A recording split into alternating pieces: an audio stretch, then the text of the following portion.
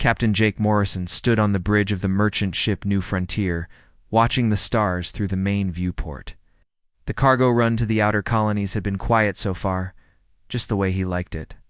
His crew of 12 was experienced and reliable, and the ship carried medical supplies and farming equipment that would help the frontier settlements grow. "Captain, we're picking up something strange on the sensors," called out Lieutenant Danny Carter from the navigation station.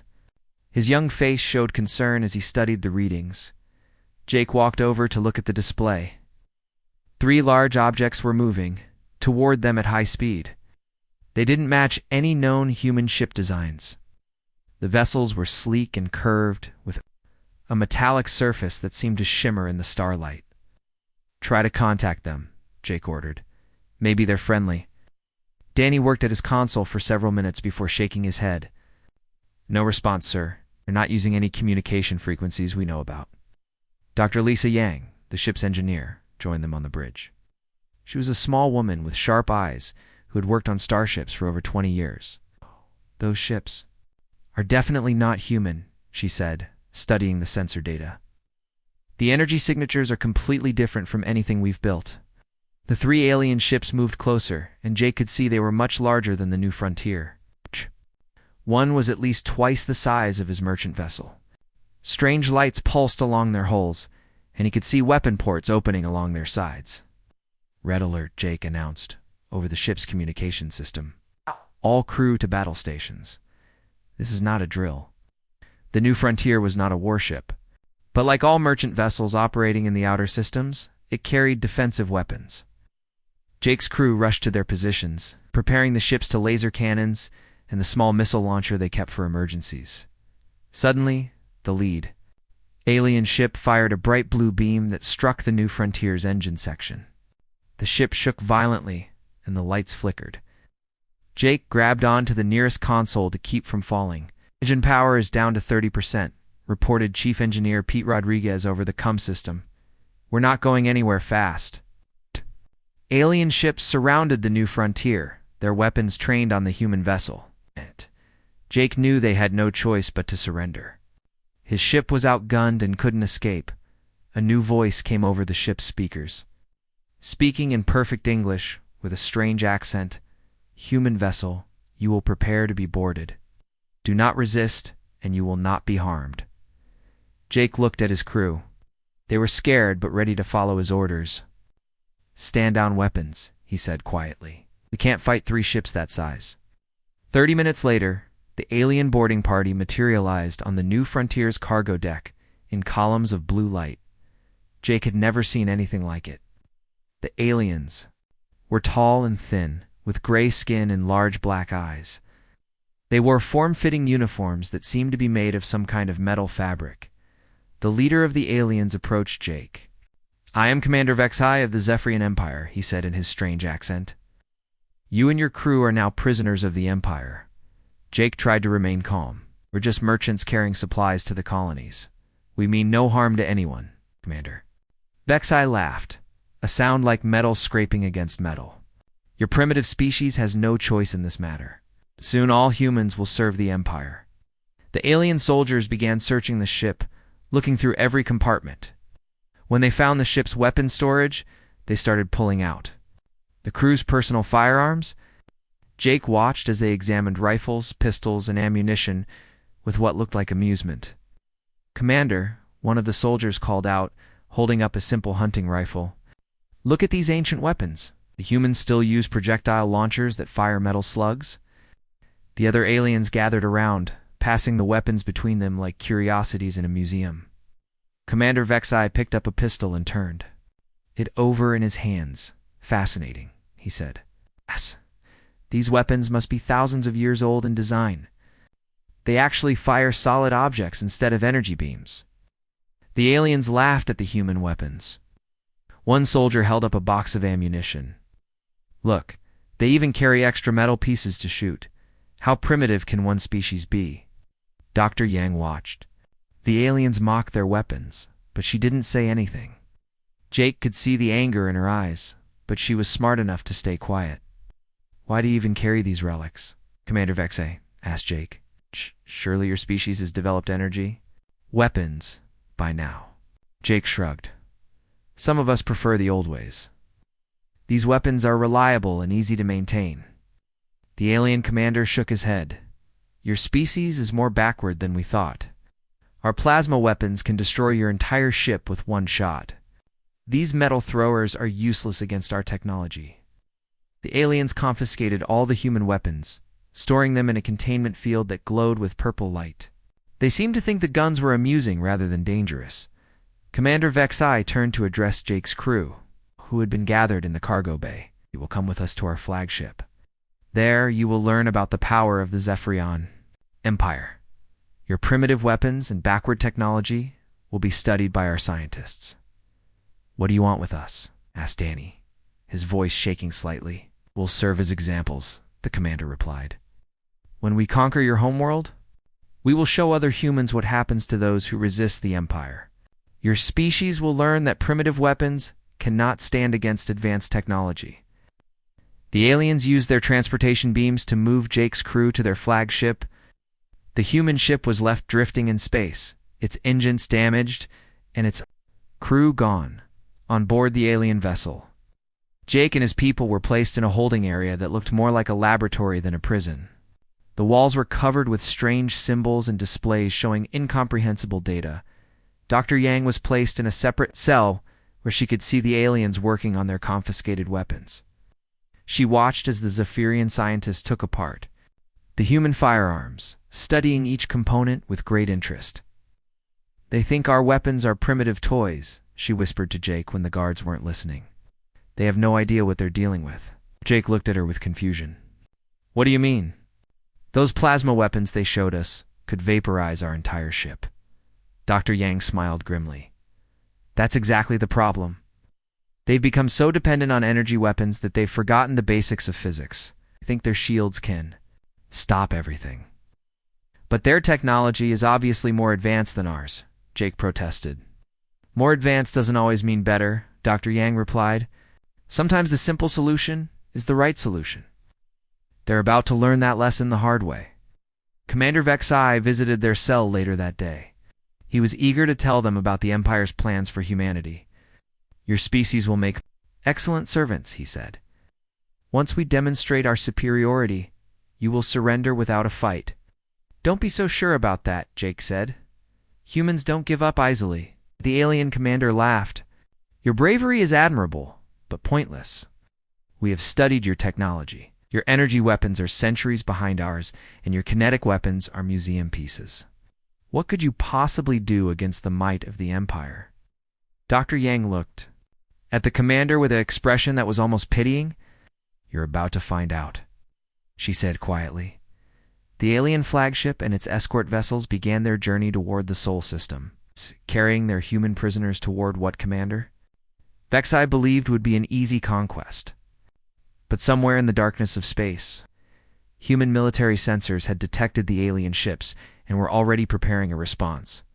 The Zephyrian Empire was about to learn why humans had never completely abandoned their primitive weapons. Sometimes. The old ways were the best ways, and the aliens were about to discover that lesson in the most painful way possible.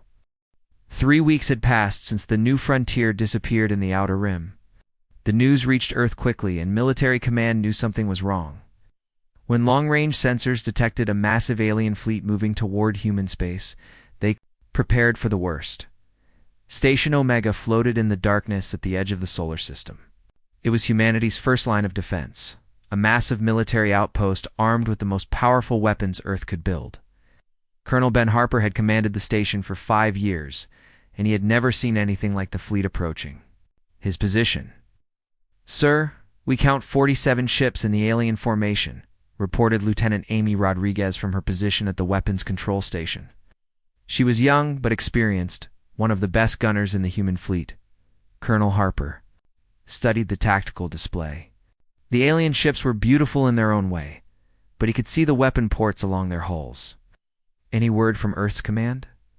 Yes, sir, answered Communications Officer Tony Clark. We're authorized to defend the station by any means necessary. The fleet is still 6 hours away from Earth. Harper nodded grimly. Station Omega would have to stop the aliens here, or Earth would face invasion. He activated the station-wide communication system. All personnel. This is the Colonel. We have hostile alien forces approaching. This is not a drill. Battle stations now. Station came alive with activity. Hundreds of crew members rushed to their positions, preparing weapon systems and defensive measures. Station Omega was built for war, with thick armor plating and powerful shields. Commander Vexhai stood on the bridge of his flagship, watching the human station grow larger on the main screen. It was impressive for such a primitive species, but he was not worried. His fleet had conquered dozens of worlds, and the humans would be no different. "Commander, the human station is sending us a message," reported his communications officer. "Put it through," Vexhai ordered. Colonel Harper's face appeared on the alien view screen. He looked calm despite facing impossible odds. "This is Colonel Ben Harper of Station Omega. You are entering human space without permission. State your intentions." Vexhai smiled coldly. "I am Commander Vexhai of the Zephyrian Empire. We have taken some of your people prisoner. Surrender your station, and we will not destroy it." "I'm afraid I can't do that," Harper replied. "This station protects Earth and her colonies." "We won't let you pass. Then you will die with honor," Vexhai said. "Your primitive weapons cannot harm our ships. Our shields can stop any energy weapon you possess." The communication ended, and Vexhai turned to his weapons officer. "Begin the demonstration. Destroy one of those asteroids near the station. Show them the power of the Empire." The Zephyrian flagship fired its main plasma cannon at a large asteroid floating near Station Omega. The purple energy beam struck the rock and vaporized it completely, leaving nothing but glowing particles that drifted away into space. On Station Omega, Colonel Harper watched the display of alien firepower. His crew was nervous, but they held their positions. "Impressive," he said quietly. "Lieutenant Rodriguez, are our weapons ready?" Amy checked her control panel. The station's main weapons were not energy-based, like most human military equipment. Instead, Station Omega carried massive railguns that fired solid projectiles at incredible speeds. "All railgun batteries are charged and ready, sir." "Very good. Target their lead ship and fire when ready." The aliens were not expecting the human response. When Station Omega's first railgun fired, it launched a tungsten projectile the size of a telephone pole at nearly 10% the speed of light. The solid metal rod struck the Zephyrian flagship's shields at tremendous velocity. The alien energy shields were designed to deflect or absorb plasma beams and laser fire. They had no idea how to handle a physical object moving at such high speed. The tungsten projectile passed through the shields like they weren't there and punched a hole completely through the flagship's hull. Commander Vexhai was thrown to the floor as his ship shook violently. Emergency alarms blared throughout the vessel. "Report," he shouted. "Sir, we've been hit by some kind of kinetic weapon," his tactical officer replied, panic in his voice. "Our shields didn't stop it. We have hull breaches on decks 7 through 12. Vexhai couldn't believe what he was hearing. "That's impossible. No kinetic weapon could penetrate our shields." But Station Omega wasn't finished. Lieutenant Rodriguez fired the second railgun, and another tungsten rod smashed into a different Zephyrian ship. This one struck the engine section and the alien vessel exploded in a brilliant flash of light. "How are they doing this?" Vexhai demanded. His fleet was in chaos as more railgun rounds tore through their formations. Ships that could withstand direct hits from plasma cannons were being destroyed by single impacts from the human weapons. Dr. Yang watched the battle from her prison cell on the flagship. She could feel the ship shaking with each hit it took, and she smiled grimly. The aliens were learning their lesson the hard way. "What's happening?" Jake Morrison asked. The merchant captain had been locked up with his crew, but they could hear the sounds of battle throughout the ship. "The cavalry has arrived," Dr. Yang replied. "And the aliens are discovering why we never gave up kinetic weapons." Back on Station Omega, Colonel Harper coordinated the defense. His railguns were devastating the alien fleet, but there were still too many enemy ships. "Launch fighters," he ordered. 12 human fighter craft launched from the station's hangar. bays. They were small and fast, armed with conventional autocannons and guided missiles. The pilots had trained for years, but none of them had ever faced alien technology before. Squadron leader Rick Stone led the fighter formation toward the alien fleet.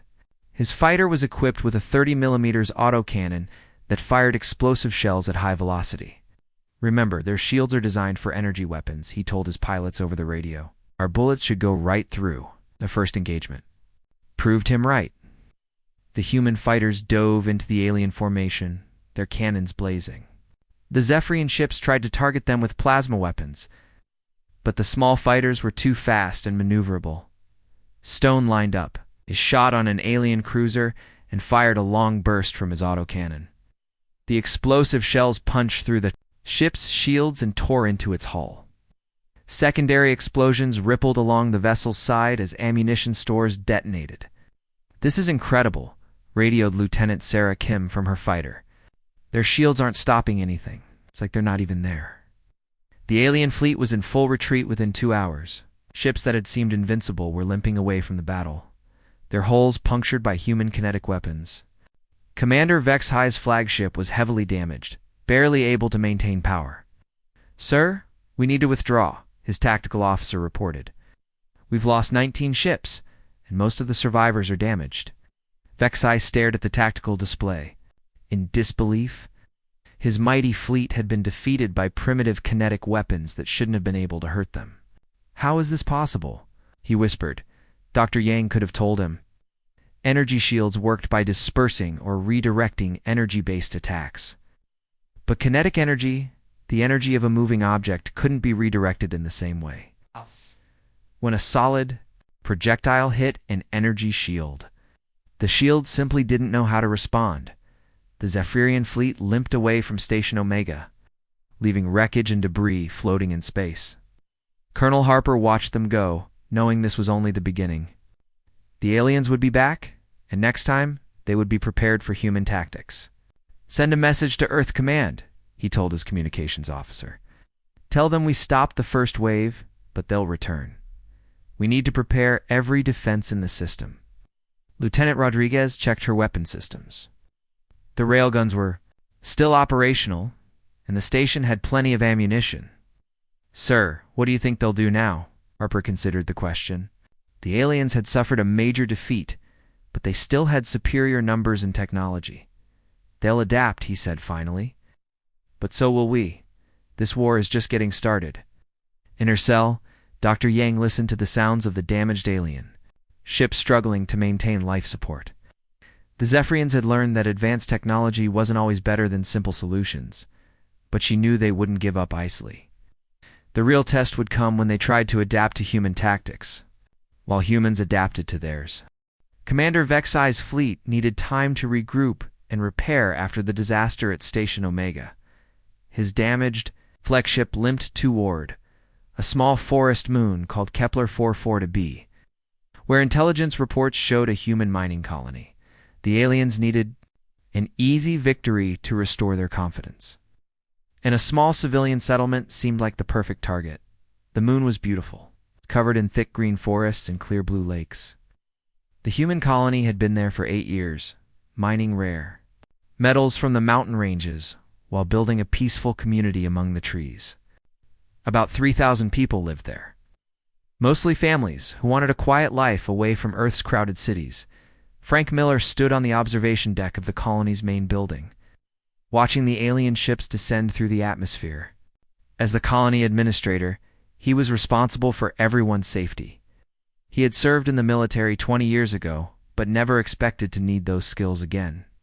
"How many ships?" asked Karen White, the colony's security chief. It was a woman who had worked as a police officer on Mars before coming to the peaceful moon. 12 landing craft, Frank replied, counting the alien vessels as they touched down in the valley below the colony. "Looks like they're setting up a base camp." Karen checked her rifle, a simple projectile weapon that fired standard bullets. The colony's security force was small and equipped with basic firearms, hunting rifles, shotguns, and pistols that the colonists use for protection against wild animals. "We've got maybe 50 people who know how to shoot," she said, "against aliens with advanced weapons." Frank nodded grimly. The colony had sent a distress signal to Earth, but help wouldn't arrive for weeks. They would have to hold out on their own. Get everyone armed and ready to move into the forest. We'll use guerrilla tactics like they taught us in basic training. Zephyrian ground forces emerged from their landing craft in perfect formation. There were 500 alien soldiers, each equipped with personal energy shields and plasma rifles. They wore sleek armor that shimmered with protective fields. Their weapons could burn through solid rock. Captain Zexamore led the ground assault. He was young for a Zephyrian officer, eager to prove himself after the fleet's embarrassing defeat. In space, this should be simple, he told his troops. Small civilian colony with primitive weapons. We'll capture it in ours. The aliens marched up the mountain path toward the human settlement, confident in their superior technology. Their personal shields flickered with blue energy, and their plasma rifles hummed with deadly power, expected the humans to surrender. As soon as they saw the advanced Zephyrian equipment, but the humans were already gone. When the aliens reached the colony buildings, they found them empty. The attack force spread out to search the area, their sensors scanning for human life signs among the thick forest that surrounded the settlement. Frank Miller crouched behind a fallen log with 10 other colonists, watching the aliens search the abandoned buildings through his rifle scope. The weapon was over 50 years old, a hunting rifle his grandfather had used, but it was reliable and accurate.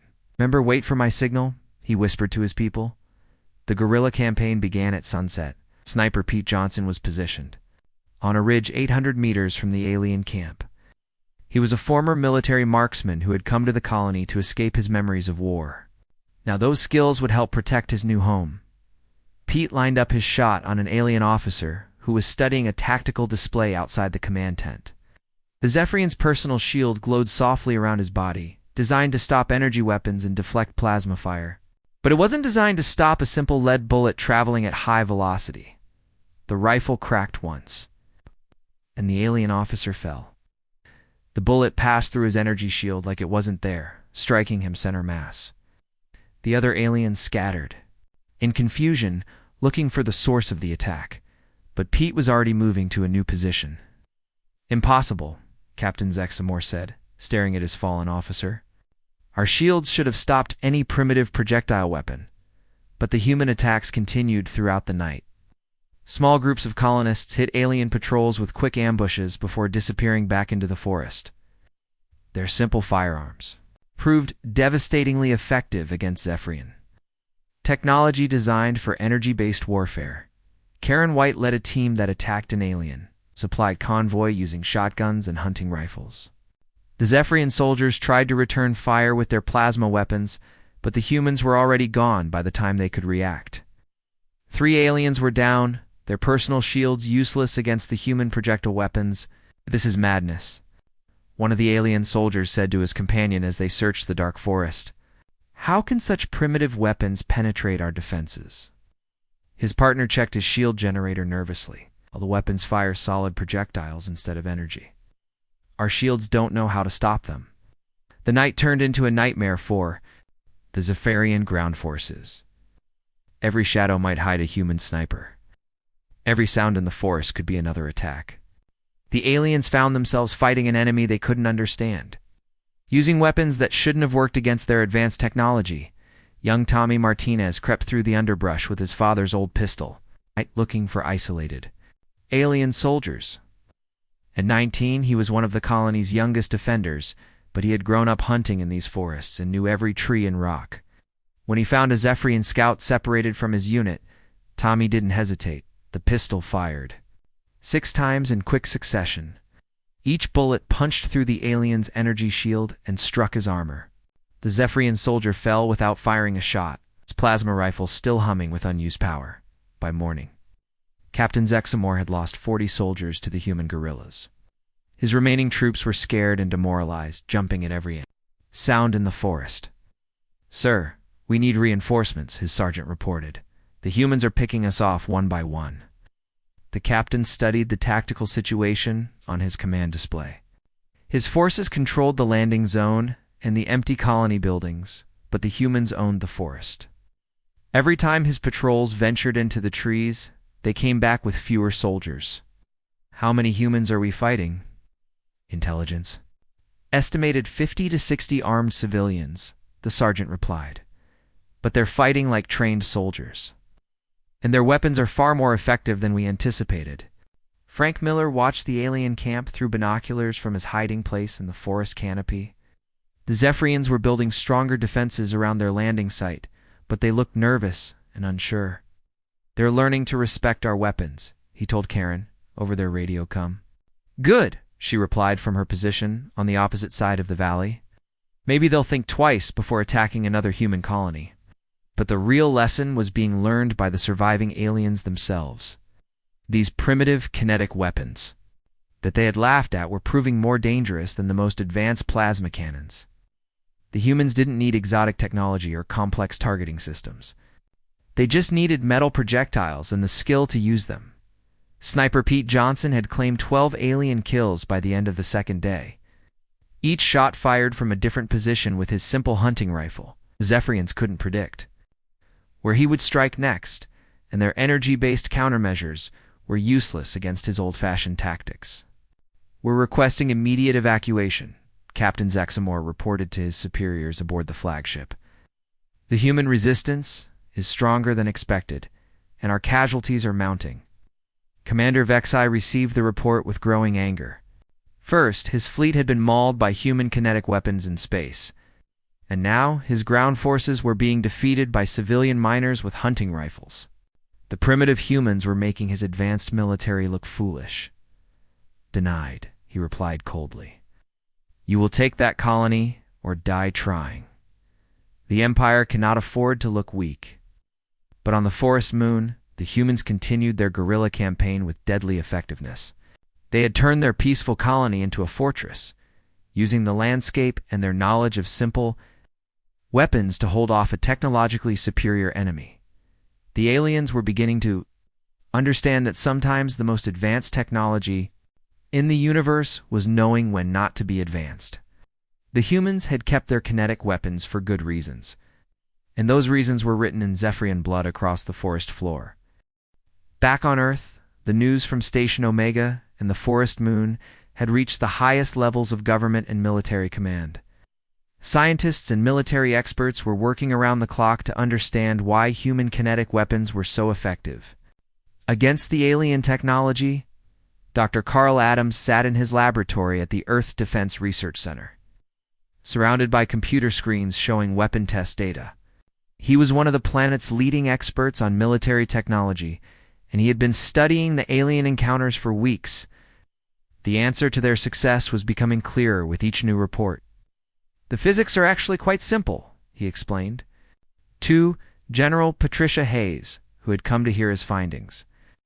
Energy shields work by dispersing or redirecting energy-based attacks.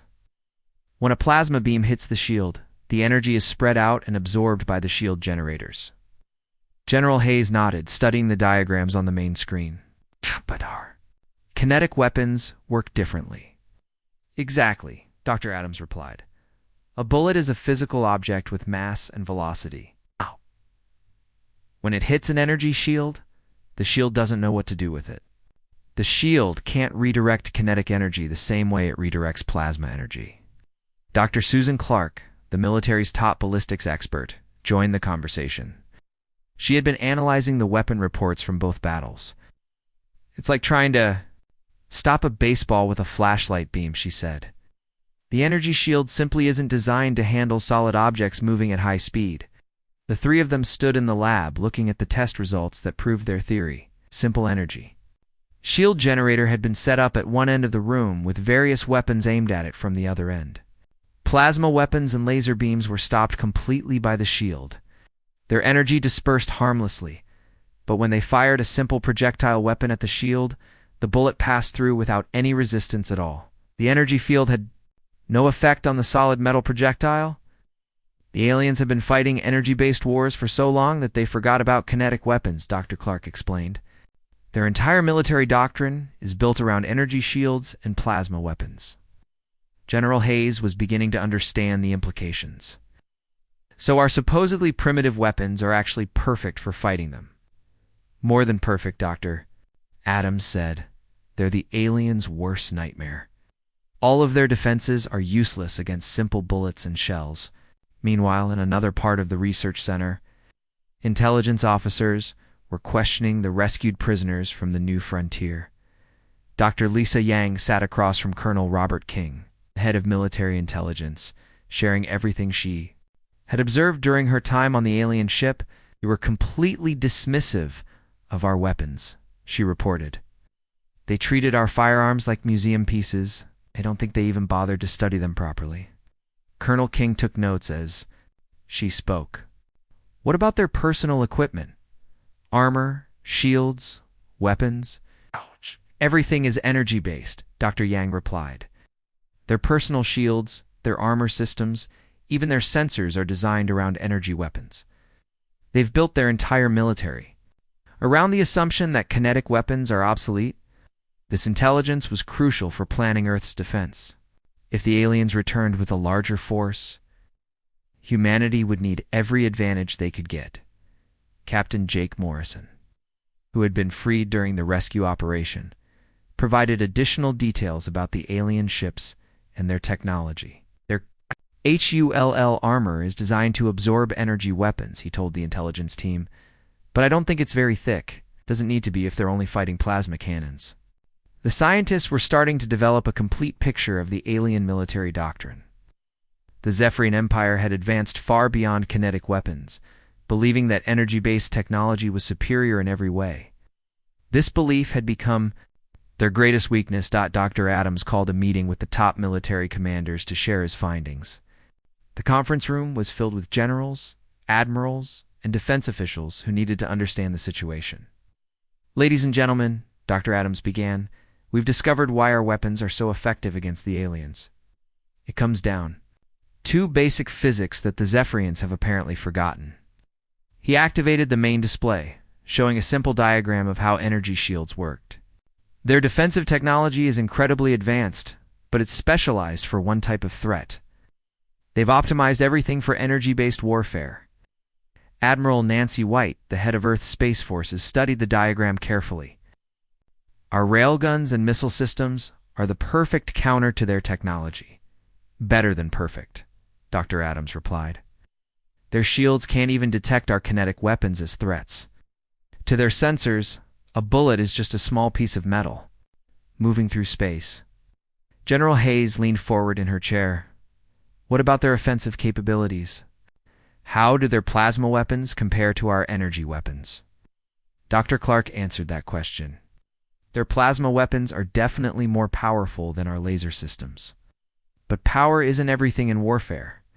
Our kinetic weapons are more reliable, easier to maintain, and much more effective against their defenses." The room fell silent as the implications sank in. Earth's supposedly primitive military technology was actually perfectly suited for fighting the Zephyrian Empire. "There's another advantage," Dr. Yang added from her seat at the table. "Kinetic weapons don't require exotic materials or complex power systems. We can manufacture bullets and shells using basic industrial processes." This was a crucial point. The aliens probably had limited resources for maintaining their advanced energy weapons, especially far from their home territory. Human kinetic weapons could be produced quickly and cheaply using Earth's existing industrial base. Colonel King shared the intelligence reports from the Forest Moon.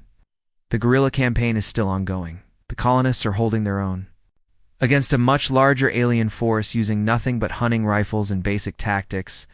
The success of the civilian colonists proved that the alien weakness was real and exploitable. Regular people with simple weapons were defeating trained alien soldiers equipped with advanced technology." Dr. Adams brought up another important point. "We need to consider that the aliens will eventually adapt to our tactics. They're not stupid, just over-specialized."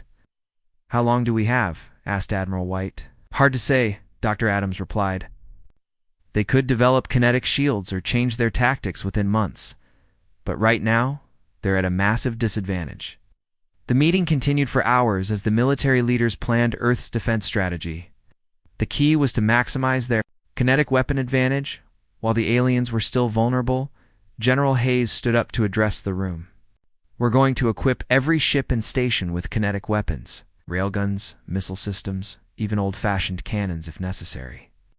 The aliens think they're fighting a primitive species, but we're going to show them that sometimes the old ways are the best ways. The Earth Defense Force began a massive retooling program. Energy weapons were being replaced with kinetic systems on every ship and station. Factories that had been producing plasma cannons were converted to manufacture railguns and missile launchers, but the most important lesson was being learned by the soldiers and officers who would face the aliens in battle. Advanced technology wasn't always better than simple solutions. Sometimes a basic bullet was more effective than the most sophisticated. Energy beam. Dr. Yang returned to her laboratory to continue studying the alien technology they had captured. The Zephyrians had made themselves completely dependent on energy-based systems, creating a single point of failure that humans could exploit. They forgot the most basic rule of warfare, she said to her assistant. Don't put all your eggs in one basket. They assumed energy weapons were the future, but they forgot that the future sometimes looks a lot like the past. The stage was set for a larger confrontation. Earth's military was preparing for war. Armed with the knowledge, their supposedly primitive weapons were actually the perfect tools for defeating an advanced alien empire. The Zephyrians had laughed at human bullets, but they wouldn't be laughing much longer. 6 months after the first alien contact, Earth's combined fleets launched the largest military operation in human history. Operation Sledgehammer brought together every warship, every weapon, and every soldier that humanity could muster. The target was the Zephyrian home system, where the alien empire would make their final stand. Admiral Tony Shaw stood on the bridge of the battleship Earth's Hammer, watching hundreds of human ships move through space in perfect formation. Every vessel had been equipped with kinetic weapons, railguns, mass drivers, missile launchers, and even old-fashioned cannons that fired solid projectiles. The energy weapons that had once been the pride of Earth's fleet were now secondary. Systems. Admiral, we're receiving a transmission from the Zephyrian fleet, reported Communications Officer Mike Davis. His voice was steady, despite the magnitude of what they were about to face. Put it through, Shaw ordered. Commander Vexai appeared on the main screen, looking older and more tired than when he had first captured the new frontier. His once-proud fleet had been reduced to half its original size, and the remaining ships showed signs of hasty repairs. Admiral Shaw Vexier said formally, I offer you one final chance to surrender. Our reinforcements have arrived from the core worlds. You face the full might of the Zephyrian Empire. Shaw looked at the tactical display showing over 200 alien ships arranged in defensive formations around their homeworld. It was indeed an impressive sight, but he wasn't intimidated. Commander Vexai, you've seen what our weapons can do. This is your chance to surrender. The alien commander's expression hardened. Your primitive kinetic weapons caught us by surprise. But we have adapted. Our new shields can stop your metal projectiles. Shaw smiled grimly. Earth's intelligence had warned him that the aliens would try to develop countermeasures. We'll see about that. All ships, commence Operation Sledgehammer. The human fleet spread out in attack formation, each group targeting a different section of the alien defense. Shaw's flagship led the main assault, heading straight for the largest concentration of Zephyrian ships. The battle began with the aliens firing first. Purple plasma beams lanced out from their ships, striking the human vessels with tremendous force. But Earth's ships had been upgraded with better armor and improved energy shields designed specifically to handle plasma weapons. Return fire, Shaw ordered. All kinetic weapons, full spread. The Earth's Hammer unleashed its main railgun battery, sending tungsten projectiles racing toward the alien fleet at incredible speed. Other human ships followed suit, filling space with missiles, shells, and high-velocity rounds. The aliens had indeed developed new shields designed to stop kinetic weapons. The first wave of human projectiles struck the modified energy barriers and were deflected or destroyed. Commander Vexai allowed himself a moment of satisfaction as he watched the human weapons fail to penetrate his defenses. But Admiral Shaw had expected this. Earth scientists had spent months preparing for alien countermeasures. Launch the second wave, he commanded. The human ships fired again, but this time their projectiles were different.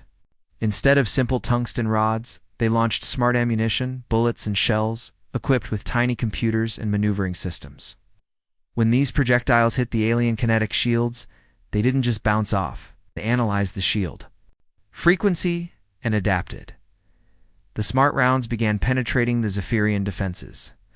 Punching through shields that had seemed impenetrable moments before, alien ships shook under the impact of human kinetic weapons, their hulls cracking under the tremendous force. Impossible, HFY shouted as his flagship took hit after hit. Our new shields should stop all kinetic weapons. His tactical officer was pale with fear. Sir, the human projectiles are somehow adapting to our defenses. They're learning how to penetrate our shields. Meanwhile, the human ground forces were preparing for their own assault. Sergeant Rick Stone led a battalion of Marines aboard transport ships heading for the Zephyrian homeworld. Every soldier carried conventional firearms, rifles, machine guns, and grenades that fired metal fragments at high velocity. Remember your training, Stone told his troops over the comm system. The aliens have personal shields, but our bullets go right through them. Stay mobile, use cover, and keep firing.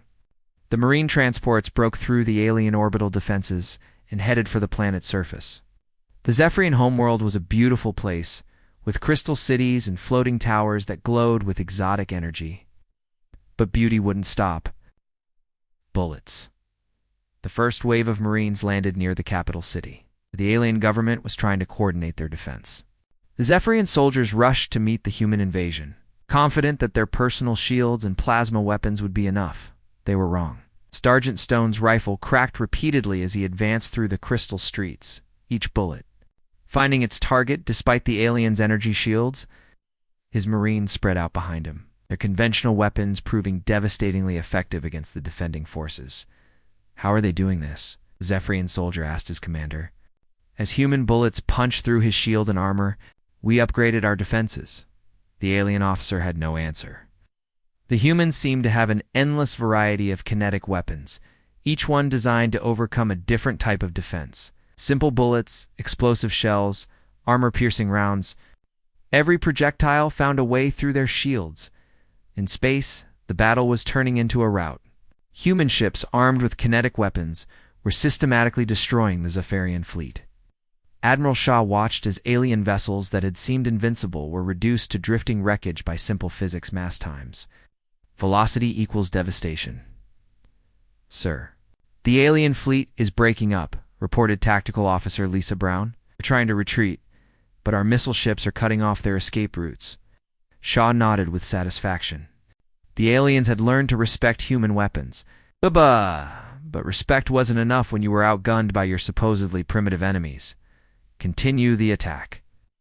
No alien ship leaves this system. On the planet below, the Marine assault was proceeding. Ahead of schedule, Sergeant Stone and his troops had fought their way into the heart of the alien capital. Their kinetic weapons, clearing a path through every defense the Zephyrians could muster, the alien civilians watched in amazement as human soldiers armed with what looked like ancient weapons defeated their most advanced military technology. The Zephyrians had built their entire civilization around energy-based systems. And now that foundation was crumbling, Commander HFY made his final transmission from his dying flagship. The ship was listing heavily, its hull punctured by dozens of railgun impacts. Admiral Shaw, we request terms for surrender. Shaw looked at the tactical display showing the remains of the alien fleet. Most of the Zephyrian ships were destroyed or disabled, their crews either dead or abandoning ship. Unconditional surrender, he replied. Your empire ends today. The war was over within 12 hours, the Zephyrian Empire, which had conquered dozens of worlds with their advanced energy weapons, surrendered completely to a human force armed with kinetic projectiles. The aliens' technology was more advanced. Advancement without adaptability had become their downfall. Dr. Yang, now serving as the chief science advisor to the occupation force, met with the surviving Zephyrian scientists. They were eager to understand how they had been defeated so completely by weapons they considered primitive. Your energy technology is impressive, she told them. But you forgot the basic principles that make weapons effective. Sometimes the simplest solution is the best solution. The Zephyrian scientists asked permission to study human kinetic weapons, hoping to understand how such old technology could be so devastatingly effective. Dr. Yang agreed. Knowing that the lessons learned would benefit both species, Sergeant Stone stood in the alien capital's main plaza, watching Zephyrian civilians emerge from their hiding places. His rifle was slung over his shoulder, no longer needed now that the fighting was over. The weapon that had helped win the war was just a simple projectile launcher, unchanged in basic design for hundreds of years. Why do humans still carry bullets? A young Zephyrian asked him through a translator device. Stone smiled and patted his rifle, because sometimes the old ways are the best ways. We never forgot that in the universe, mass and velocity are still the most reliable ways to solve problems. The galaxy would remember this war as the day that advanced technology met simple physics and lost. The humans had proven that progress wasn't always about moving forward. Sometimes it was about remembering what worked and never letting go of it.